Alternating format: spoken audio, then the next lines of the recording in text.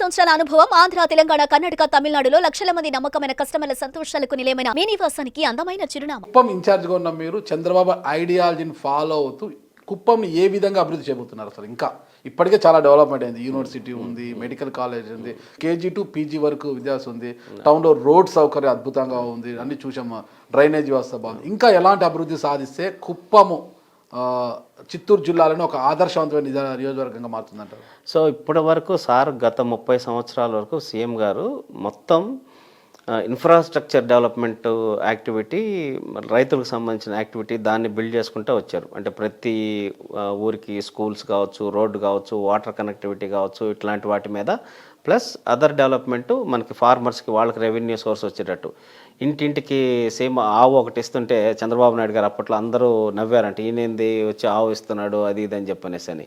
కానీ ఈరోజు highest milk production in Chittoor district Kuppam, 3.5 లక్షల లీటర్లు ప్రొడక్షన్ అనేది ఉంది.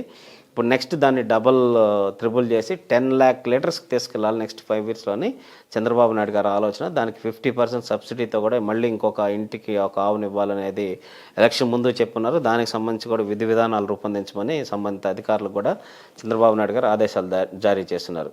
అంటే మీరు అబ్జర్వ్ చేస్తే ఓవరాల్ డెవలప్మెంట్ ఏ సెక్టార్లో ఏ విధంగా చేస్తే వాళ్ళ ఇన్కమ్ సోర్స్ పెరుగుద్ది అనే దాని మీద సార్కు ఒక క్లారిటీ ఉంది. సో దాని ప్రకారం ఏ అంశాల్లో మనం ముందుకు తీసుకెళ్లాలనేది ఆలోచన చేస్తున్నారు ఒక ఎత్తు అయితే. ప్లస్ ఇప్పుడు నెక్స్ట్ జనరేషన్ బాగా పెరిగిపోయారు, younger generation. So employment opportunities కోసం ఎక్కువ బెంగళూరు వెళ్ళేటటువంటి పరిస్థితి ఉంది. సో కాబట్టి లోకల్ ఎంప్లాయ్మెంట్ క్రియేట్ చేయాలనేది ఈసారి ఆయన మెయిన్ అజెండా కింద చంద్రబాబు నాయుడు గారు భావిస్తూ ఉన్నారు. దాంట్లో భాగంగానే ఇప్పుడు ఎయిర్పోర్ట్ని డొమెస్టిక్ కార్గో నుంచి డొమెస్టిక్ ఎయిర్పోర్ట్ కూడా చేయటం, తద్వారా కొన్ని కంపెనీస్ కానీ ప్యాకేజింగ్ ఇండస్ట్రీస్ కానీ ఇట్లా వస్తే ఆటోమేటిక్ కొంత ఉమెన్కి యూత్కి ఎంప్లాయ్మెంట్ దొరుకుద్ది అనేది ఒకటి. 2000 ఎకరాల్లో ఓవరాల్గా ఇండస్ట్రియల్ డెవలప్మెంట్ చేయాలనేది అధికారులకు ఆదేశించారు స్థానికంగా కలెక్టర్ గారికి అందరికీ. దానికి సంబంధించి ల్యాండ్ అక్విజిషన్ ప్రాసెస్ అంతా జరుగుతోంది. 500 ఎకరాల్లో మెగా ఫుడ్ పార్క్ అనేది 5 మండలాలు కవర్ అయ్యేటట్టు, ఒక్కొక్క మండలంలో ఒక్కొక్కటి చేసేటట్టు ఆలోచన చేస్తున్నారు. దాంట్లో భాగంగా మదర్ డైరీ, సఫార్ అనే 2 కంపెనీస్ ఫైనలైజ్ అయినాయి. వాటిని శాంతిపురం మండలంలో ఒక 132 acres ఉండే దాంట్లో క్లస్టర్లో ఏర్పాటు చేస్తున్నాం. దాంట్లో భాగంగా ఒక 2 నుంచి 3 వేల మందికి ఉపాధి అనేది అక్కడ దొరకబోతుంది.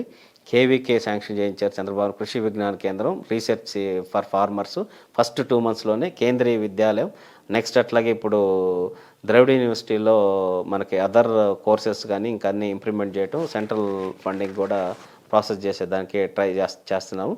నెక్స్ట్ ఇప్పుడు అలీప్ అనే association for lady entrepreneur of Andhra Pradesh అని వాళ్ళతో అసోసియేట్ అయ్యి ఉమెన్ ఎంపవర్మెంట్కి ఎంఎస్ఎంఈ క్లస్టర్స్ ఏర్పాటు చేసేదానికి రామకుప్పం మండలంలో ప్లస్ కుప్పం రూరల్ మండలంలో 2 ప్రాంతాల్లో దానికి సంబంధించిన క్లస్టర్ ఏర్పాటు దిశగా ఆల్రెడీ అడుగులు పడతా ఉన్నాయి. సో ఈ ఫస్ట్ 6 monthsలోనే మెజారిటీ ఈవెంట్స్, నెక్స్ట్ 5 yearsలో 30,000 to 40,000 మెంబర్స్కి స్థానికంగా ఉపాధి కల్పించాలనే లక్ష్యంగా చంద్రబాబు నాయుడు గారు ముందుకెళ్తా ఉన్నారు. సో అది క్రియేట్ అయితే ఈ వలసలు బెంగళూరు వెళ్ళే వాళ్ళు వీళ్ళందరూ కూడా ఇక్కడే ఉండి వాళ్ళు స్థానికంగా వాళ్ళ తల్లిదండ్రుల దగ్గర వాళ్ళ దగ్గర ఉండి పని చేసుకునేదానికి అవకాశం ఉంటుంది అనేది ఆయన ఆలోచన. ప్లస్ రెవెన్యూ కూడా ఇక్కడ సంపాదించింది మళ్ళీ ఇక్కడే రీఇన్వెస్ట్మెంట్ ఇవన్నీ చేయటం వల్ల ఆర్థికంగా కూడా ప్రాంతం మరింత అభివృద్ధి చెందుతుంది. అన్నీ కూడా మీ ఇన్ఛార్జ్ ఇలాకాలోనే అన్ని మీరు దగ్గర నుండి పర్యవేక్షణ చేస్తున్నారు? అందరం as a team, not Srikanth single అనేది ఎప్పుడు నేను యాక్సెప్ట్ చేయను. 200% రాసి పెట్టుకోండి. మీరు రండి, కావాల్సింటే కుప్పం వెళ్దాం, ఖచ్చితంగా రండి, మీరు తిరగండి, అడగండి. 100% అందరం యాజ్ ఏ కలెక్టివ్ ఎఫర్ట్స్ తోటి చేస్తున్నాం కాబట్టి అది సక్సెస్ఫుల్గా ముందుకు తీసుకెళ్ళగలుగుతున్నాం. అలాగే కుప్పం మున్సిపాలిటీని మోడల్ మున్సిపాలిటీగా చేయాలని చంద్రబాబు నాయుడు గారు ఆదేశాలు జారీ చేసి 450 కోట్లతోటి ప్రణాళికలు రూపొందించారు. రాబోయే 5 సంవత్సరాలు ఫేజ్ 1 కింద 50 కోట్ల రూపాయలు ఆల్రెడీ రిలీజ్ చేశారు. దానికి సంబంధించి పార్క్స్ డెవలప్మెంట్ కానీ, రోడ్స్ బ్యూటిఫికేషన్ కానీ, అండర్గ్రౌండ్ డ్రైనేజీ యూటీజీ మొత్తం విత్ ఆల్ అండర్గ్రౌండ్ కేబులింగ్ సిస్టమ్తో వచ్చేదానికి కూడా 90 కోట్లతోటి దానికి కూడా ఎస్టిమేషన్స్ ప్రిపేర్ చేశారు. ఒక 60 కోట్లతోటి ఆర్టీసీ బస్టాండ్ని కంప్లీట్గా మోడర్నైజ్డ్ బస్టాండ్ చేయడానికి. సో కుప్పం దిశ చంద్రబాబు నాయుడు గారు రాకముందు కుప్పం, వచ్చిన తర్వాత కుప్పం అనేది నడిచింది ఇప్పుడు దాకా. అట్లాగే చంద్రబాబు నాయుడు గారి పీరియడ్లో కూడా 2024 ముందు కుప్పం, 24 తర్వాత కుప్పం అని అనుకునేలాగా ఈ కుప్పం దిశ కుప్పం తలరాతని చంద్రబాబు నాయుడు గారు మార్చబోతున్నారు. అక్కడ ప్రజల జీవన ప్రమాణాలు అద్భుతంగా మారి బెంగళూరుకు ఒక శాటిలైట్ టౌన్ కింద కుప్పం అభివృద్ధి చెందే దిశగా అడుగులు పడతా ఉన్నాయి. కుప్పం నుంచి బెంగళూరుకి గంటం బావులో వెళ్ళేదానికి గ్రీన్ ఫీల్డ్ హైవే కూడా ప్రపోజల్స్ అనేది ఇచ్చారు చంద్రబాబు నాయుడు గారు, గడ్కరీ గారికి. త్వరలో దానికి సంబంధించిన ప్రాసెస్ కూడా ఫినిష్ అయితే సో కుప్పంకి బెంగళూరుకి కనెక్టివిటీ ఇచ్చేస్తే తద్వారా హోసూరు కానీ ఇట్లాంటి వాటి నుంచి కూడా ఇండస్ట్రీస్, ఆటోమొబైల్ ఇండస్ట్రీస్ కూడా ఇటు వచ్చేదానికి అవకాశాలు ఉన్నాయి. దానికి సంబంధించి కూడా ఆ దిశగా కూడా అడుగులు పడతా ఉన్నాయి. EV companies, electronic vehicles companies కూడా కొన్ని ఇక్కడ కుప్పంకి పెట్టడానికి అప్రోచ్ అవుతూ ఉన్నారు.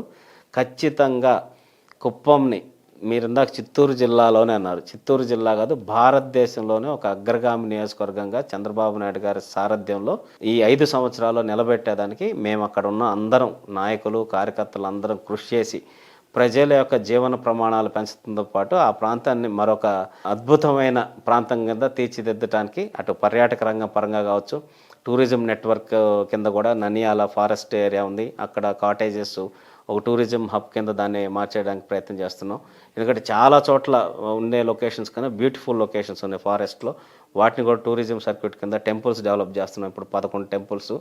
ఒక బెంగళూరు నుంచి వస్తే ఒక 2 రోజుల పాటు ఇక్కడే ఉండి అన్ని టెంపుల్స్ కావచ్చు, ఆ ఫారెస్ట్ సఫారీ కావచ్చు, ఇట్లాంటివన్నీ చూసుకొని వెళ్ళే విధంగా ఒక ప్యాకేజింగ్ మోడల్ లాగా చేయాలనేది కూడా ఆలోచన చేసి దానికి సంబంధించిన పనులు కూడా స్టార్ట్ చేయడం జరిగింది. ఓవరాల్ డెవలప్మెంట్ అనేది 100% చంద్రబాబు నాయుడు గారి విజన్ని ఈ 5 సంవత్సరాల్లో నెక్స్ట్ ఫేజ్కి కుప్పంలో ఇంప్లిమెంట్ చేసి అగ్రగామి నియోజకవర్గం కింద నిలబెట్టాలని మా అందరి లక్ష్యం. ఓకే, గతంలో జగన్మోహన్ రెడ్డి గారు కుప్పం అభివృద్ధిలో పులివెందలే ఆదర్శము, పులివెందలను ఆదర్శంగా తీసుకుని పులివెందల తరహాలో కుప్పంని డెవలప్మెంట్ చేస్తారు. ఏముందండి అక్కడ పులివెందుల్లో తెలుగుదేశం పార్టీ నాయకులందరూ మాట్లాడిన తర్వాత అప్పటికప్పుడు బస్టాండ్ మళ్ళీ కొత్త శాంక్షన్ చేసి అంతా చేశారు. కరెక్ట్గా 4-5 మెయిన్ రోడ్లు వేశారు. 12 విగ్రహాలు మాత్రం రాజశేఖర రెడ్డి గారికి పెట్టారు. అది తప్పిస్తే పులివెందులు నేను వెళ్ళి చూశాను, పులివెందులు ఏం చేశారో చూద్దామని చెప్పనేసి అని. సో అప్పుడు అంతకుముందు IIIT ఏడుపులపాయ అదొకటి కాన్సెప్ట్ ఉంది. త్వరలో ఇక్కడ కూడా IIIT మిగతా కొన్ని ఇంజనీరింగ్ రిలేటెడ్ యాక్టివిటీస్ కూడా చంద్రబాబు నాయుడు గారు పెట్టబోతున్నారు.